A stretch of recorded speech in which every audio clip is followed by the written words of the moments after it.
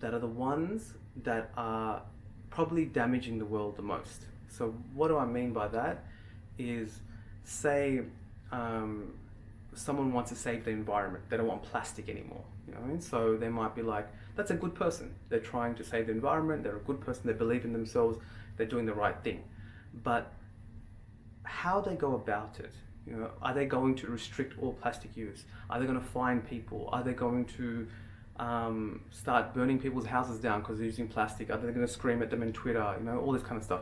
How are they going about it? So I think that's the key question. Like, you know, everyone's trying to do the right thing. Majority of good people are trying to do a good thing, but how are you going about it? So to achieve this goal that, you know, has the least amount of damage to the world, where you don't become too self-righteous, like this is my way, this is the only way, you know, your way can't be the way. You know, there can be multiple ways to achieve the same goal where everyone's trying to get rid of plastic in the world. And it's the same thing that's going to be with us in the organization. So I think moving forward, it's only a very small concept, but that's what the whole company is going to hinge on, because it is an industry and we are doing jobs where there is so much fighting.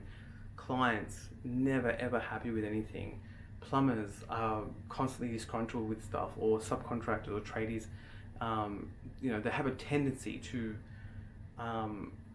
instead of being like, they have a tendency to, generally speaking, I'm talking generally speaking, to fight back. Instead of being, okay, well, what's reasonable, blah, blah, blah, they'll just start retaliating, you know? So you've got a customer that's unreasonable, you've got a tradesman that's constantly trying to, you know, fight back whenever they get put, you know, whenever they get questioned. And then you've got an office that's, generally speaking, an office turns into managers, and managers are never helpful. Like, a manager might step in and, you know, say, well, these are the rules, you know what I mean? But that doesn't help. The rules don't help, because the rules will just irritate everyone even more. What the office needs to do is step in and provide solutions.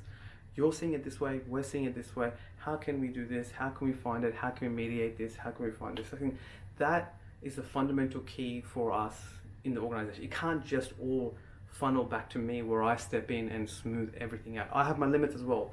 You know, I get so upset at some of the tradesmen, you know, regularly, and I can't, you know, it's, even I have my limits where I can only handle so much amount of work, or tradesmen as well. So I need you guys to have the same kind of skill sets and knowledge and abilities to mitigate it with the tradesmen.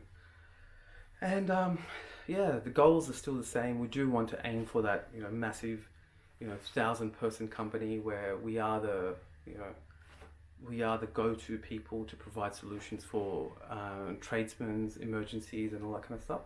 But it's not like we're taking from the market. It's not like we're taking from someone else and giving it to us, or taking from tradesmen, or taking from clients, or charging more than we should.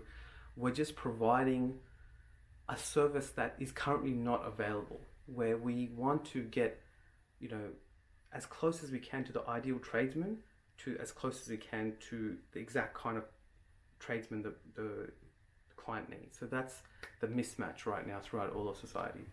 Yeah, if you talk to the general consumer, they always feel that way.